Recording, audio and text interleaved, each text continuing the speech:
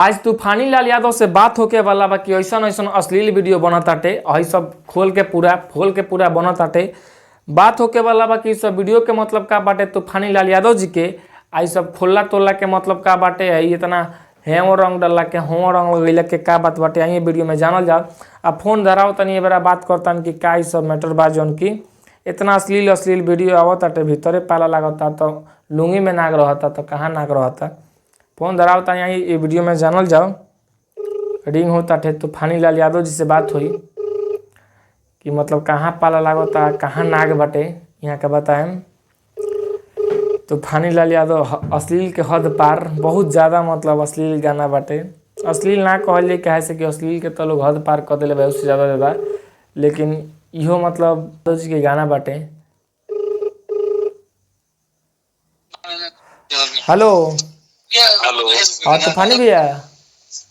ना यहाँ की नहीं कर रहा है। हाँ भैया हाँ और गाना में आइल बाटे कि भीतरे पाला लागता मतलब किस तरह से गाना है वो गाना में गावल बा जैसन बा वैसन तो बताइए थी गाना में आवाज बहुत तो ऊ तो आवाजवा ठीक बा तो मतलब गाना पर लोग कहता कि मतलब पूरा एथी बाटे हऊ बा हई बाई सब गाना में का बाटे मतलब लोग कहता कि अश्लील के हद पार कर ले बानी तूफानी भैया। बहुत एकदम सनी लियोन का हम लेके आइल भाई मतलब रउआ लेके नहीं मतलब लेके नहीं खेले मतलब लोग कैसन कहता ई बात हम रउआ से बोलता नहीं न्यूज वाला ही रुरा न्यूज वाला चैनल वाला मैंने चैनल वाला कुल न्यूज पर डालम।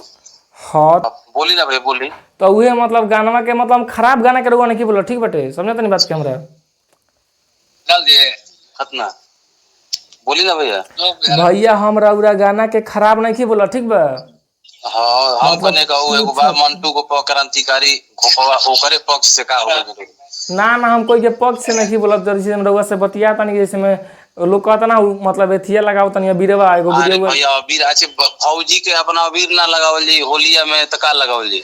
अरे तो हम कहाँ कहता नहीं कि ना लगावल जाई। Thank you love you so much. अरे भैया हम कहाँ कहता नहीं कि ना लगावल जाई लेकिन लोग कहता तो पर का कहे के चाहता नहीं कि लोग गलत कहता नहीं। चलिए पहले अच्छी में सुनिए हमको हम करत नहीं रहो भैया इंटरव्यू हमारा से ले लेम 10 मिनट बाद तनी बढ़िया से हम गाई करवा के देते हैं। आप लोग देख सकते हैं ये हाल है तूफानी लाल यादव जी क्या मतलब भीतरे पाला लागता फोन किया था फोन काट दिया बाद में कीजिए।